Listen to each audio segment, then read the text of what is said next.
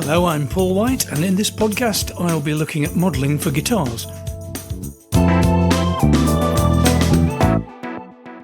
We were first introduced to the concept of modelling specific amplifiers and effects, probably with the introduction of the original Line 6 pod and the Roland VG8. Since then, the increasing computing power combined with increasingly sophisticated modelling algorithms has brought the sound of these model amplifiers ever closer to the real thing. Now, in recent years, we've seen amplifier cloning technology as well from the likes of Kemper and IK Multimedia, where a device can essentially learn the characteristics of a real amplifier by firing a range of test signals through it. Amp modelling is only a part of the story though, as the way the guitar speaker cabinet behaves and the way that it interacts with the amplifier and the way that it's mic'd makes a hugely significant contribution to the end result. Many software modelling systems allow amplifier models to be combined with a range of speaker cabinet models. In the hardware world, the choice of speaker cabinets may be very large, or, in the case of where just a single specific amplifier is being modelled, then the choice might be more limited or even non-existent. How amplifiers are modelled varies from one developer to another, but there are two main approaches. One is to model every individual component and then arrange these according to the circuit diagram for the original amplifier. While resistors and capacitors are relatively straightforward to model, valves and transformers present more of a challenge, not least because of the way that a valve behaves depending on its age, its manufacturer, the way it's biased, and how hard it's being driven. There's also the issue of component tolerances, as values can vary from the nominal value by several percent, and that may increase with age. Add to that the power supply sag that occurs when the amplifier is pushed hard, and that's a lot of variables. The other common approach is either to look at the amplifier as a whole, or to break it down into a small number of building blocks, and then to model each block. Both approaches are valid and both present challenges because an analog amplifier, particularly one powered by valves, can have a complex dynamic response, which means it responds differently depending on the dynamics of the input from the guitar. In the case of devices that use amplifier capturing, the hardware configures its algorithms based on the recorded test waveforms, so in effect it creates its own models. The loudspeaker cabinet can be done by using a network of filters that emulate the frequency response of the original. But again, a speaker cabinet is actually a very complex thing that does much more than just shape the frequency response of the amplifier's output. The cabinet itself has resonances, and the way that the speaker impedance reacts with the damping factor of the amplifier's output stage is also important. A more effective way to capture this complexity is to use impulse responses in much the same way as a convolution reverb uses impulse responses to capture the characteristics of a particular space. Impulse responses work to reproduce the effect of the speaker cabinet under a specific set of conditions, but of course there are factors that change depending on playing volume, not least is the speaker going to distort more when you play louder. And also, is the input a run of choppy guitar chords or is it a singing lead line? Has it got lots of low frequencies or lots of high frequencies? Getting a cabinet emulation to produce just the right amount of low-end thump without sounding muddy is also quite a challenge. To improve on the straightforward impulse response approach, a number of manufacturers use what are known as dynamic impulse responses. Essentially, these are impulse responses that change dynamically according to the playing conditions and volume. Software amplifier modelling products range from being very detailed models of just one or two amplifiers, such as the Black Star St. James plugins or the Universal Audio Amplifier emulations, plugins and pedals, right up to packages that offer a very large library of amplifiers, speaker cabinets and effects. Familiar examples being Native Instruments' Guitar Rig, Line 6's plug-in version of their Helix, IK Multimedia's Amplitude and Overloud's THU.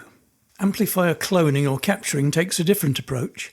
Available both in hardware and software, such systems tend to model the amplifier using a machine learning process, usually treating the amp and the loudspeaker as a single system but tested under a range of input conditions. The approach is to mic the amplifier as you would for recording, then feed in a set of special test signals. These cover a range of volumes, frequencies and dynamics, and the usual recording mic is used to pick up the end result from the speaker, so what is captured is the combination of the amplifier, speaker cabinet and microphone for one specific setting of the amplifier. Tone and gain controls are generally provided, but depending on how these are implemented, they may not interact in exactly the same as the tone controls and gain controls within the original amplifier. In fact, in some cases they may behave more like putting an emulated amplifier through a separate equalizer, albeit one modelled on a guitar amp EQ circuit. As a rule, the less that you stray from the original captured sound, the more accurate the end result will be. High-end processors, such as those made by Kemper, and they're used by a lot of professionals, produce very impressive results. But for the more budget-conscious, something like the Tone X1 from IK Multimedia may be more appropriate. It's certainly more affordable, it's very compact, and it produces excellent results. And while you can clone your own amplifier with any of these systems, you'll also find libraries of ready captured amplifiers that you can download and use straight away. In my experience, most model guitar amplifier systems, whether hardware or software, are generally pretty good at reproducing fairly clean sounds.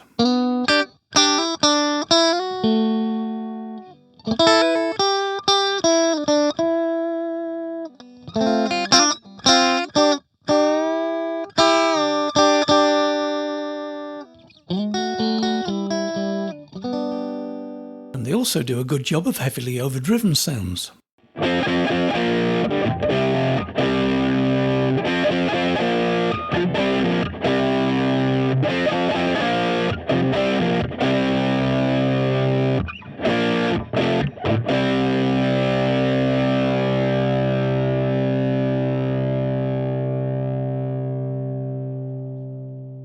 However, it's in the area between the two that really shows up how good a model is. There's a whole range of just mildly overdriven tones, very touch-sensitive tones, used by country players and blues players, where the playing dynamics has a profound effect on the sound and also on the way that the amplifier actually feels.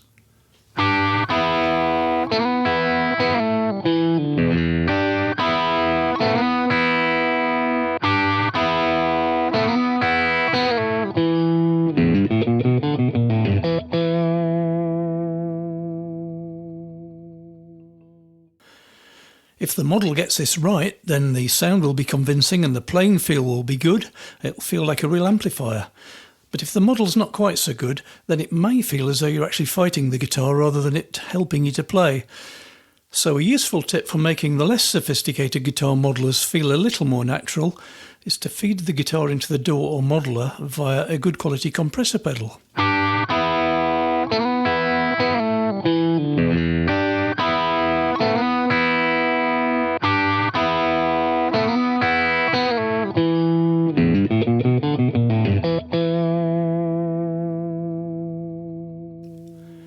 You'll probably also need to add some room ambience or reverb, as the amp modelling process itself usually delivers a fairly dry sound. Even if you're one of those players who never uses reverb when playing live, when you hear an amplifier in a real room, there's always some room ambience making a contribution to what you hear. There may be suitable room ambience settings or maybe spring reverb emulation included as part of the product, but if not, you can always use your own pedals or plugins to add a little bit of ambience as needed. This could be anything from a very subtle short room ambience up to a standard plate or spring reverb.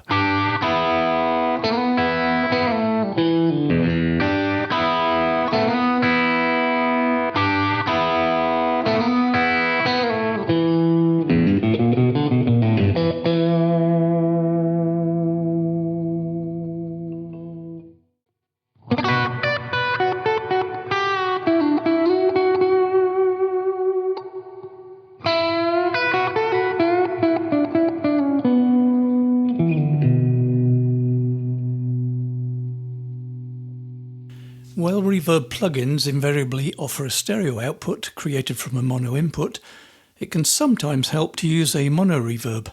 The benefit here is that the reverb will then be panned to the same location as the dry sound. This produces a better defined location within the stereo field.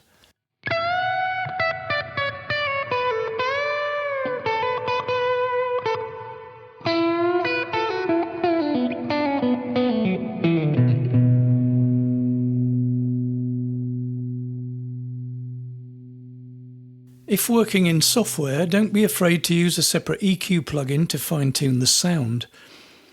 A high-cut filter or a high shelving filter can be useful if your chosen overdrive sound is just a little bit too gritty or edgy, while a little lift between 1 and 3 kHz can add some bite to a sound that isn't cutting through as you'd like it to.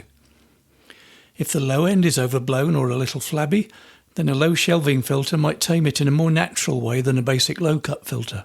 Here's a guitar sound before we apply any EQ.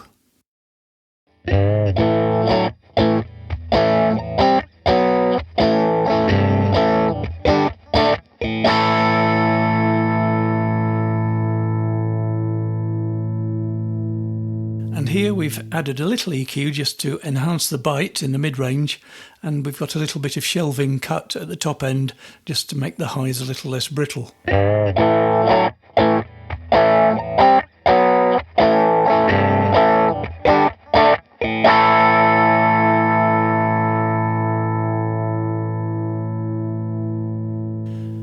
While there's plenty of choice in both hardware and software when it comes to amp, speaker and effect modelling, the choice is far more restricted when it comes to modelling the guitar itself. Some software packages may give you settings to fatten up a single coil pickup sound or to thin out the sound of a humbucker, but to model specific guitars requires a pickup that can send a separate signal from each string.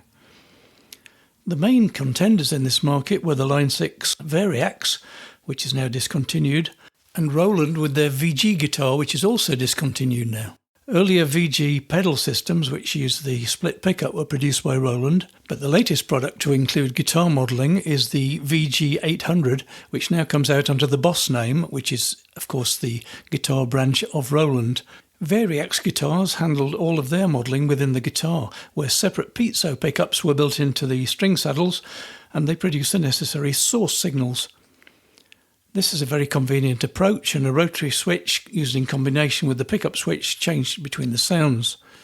Roland offered a very similar approach with the V guitar, which had a magnetic hex pickup just in front of the bridge. Though the Variax and the V guitar are both discontinued, you'll find plenty of choice on the used market. The Boss VG800 combines guitar modelling with amp modelling, speaker modelling and effect modelling, and it has output settings to compensate for plugging into a guitar amp or a flat response PA system or even DIing. The signal comes from a split pickup, the GK5. 7-string and bass versions are also available. The pickup comes separately from the VG800. A small connector box on the guitar sends the signal in a digital format via a TRS jack cable to the VG800. And the same pickup is also used for the more recent Boss guitar synths, such as the GM800. The necessary pickup can be attached to most electric guitars either permanently or using adhesive pads, in which case the installation is completely reversible. Older instruments compatible with the Roland GK2 and GK3 13-pin connection system can still be used with the addition of an optional adapter box. It's very important to differentiate between guitar modelling and a guitar synthesizer that plays back samples. With guitar modelling, the sound originates from the pickup, and then its harmonic structure is modified to match that of the guitars and pickup settings that it emulates. So why do we need a split pickup at all? Well, apparently the modelling process is more accurate if the string signals are kept separate, but there's a further benefit. Pitch shifting can be applied to individual strings to create alternate tunings, virtual capos, sub-octaves on maybe the lower strings, 12-string emulations and so on. The Variax guitar and the V guitar also offered custom tunings, such as DADGAD or 12-string emulations. Here's a 12-string example from my old Variax.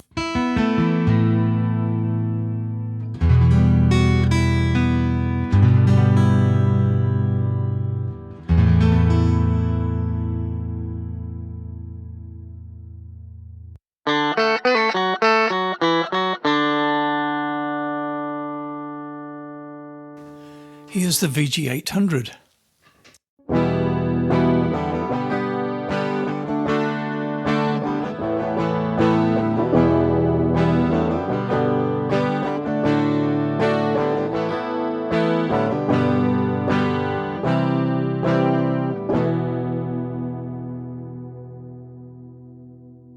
And here's an example of the Nashville tuning from the VG800.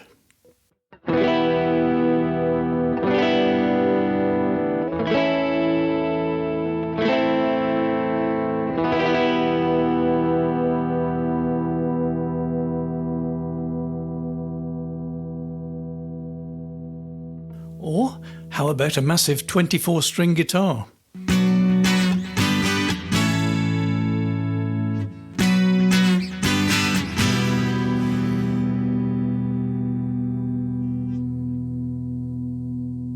Switching between patches is very fast, so for live performance you can go straight from a jangly 12-string to a driven humbucker lead and then back.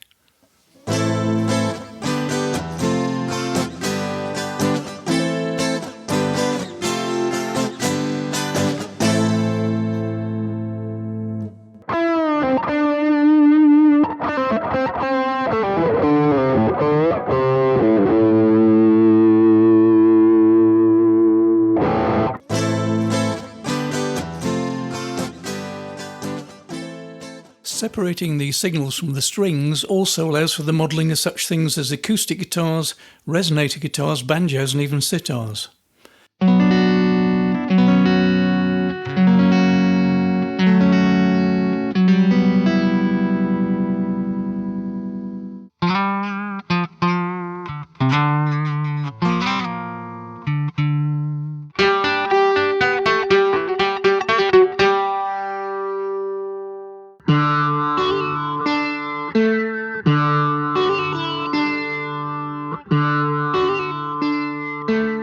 Of course, engineers always like to push the boundaries, so in the case of the VG800, there are also some very non-guitar-like sounds on offer that have more in common with analog synthesizers than with the guitar.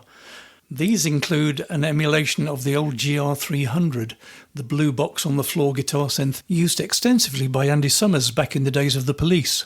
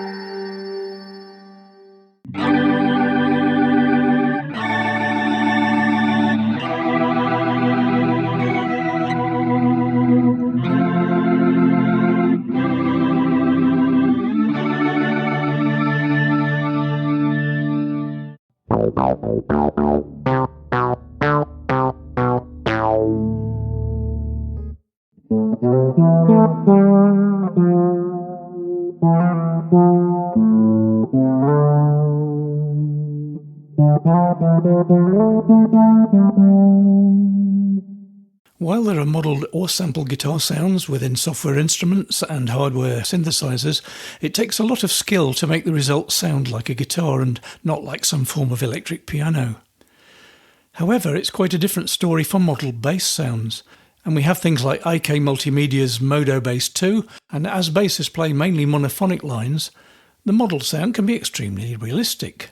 You get a choice of instrument types and pickup settings, and with Modo Bass 2, you can even dial in the type and the age of the strings and decide how much fingering noise to include. You can also hear it played with a pick or with the fingers. Because the sounds are modelled and not created by samples, the sound actually changes according to the playing intensity in a much more believable way, and if you're not a natural bass player, that might be the way to go. Here are some electric bass examples from Modo Bass 2.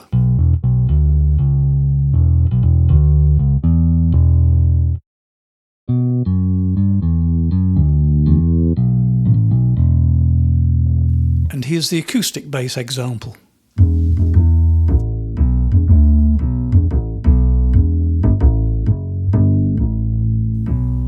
At the time of recording this podcast, there were countless amp, cab and effects modelers available in both hardware and software. But it seems that at the moment, the VG800 is the only current product that also includes guitar modelling.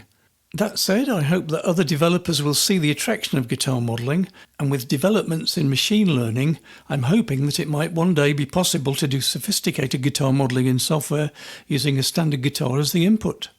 Well, that's all for now, but don't forget to check out our other podcasts on soundonsound.com.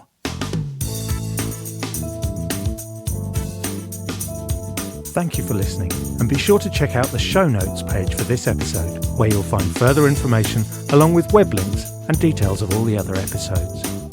And just before you go, let me point you to the soundonsound.com/podcast website page, where you can explore what's playing on our other channels.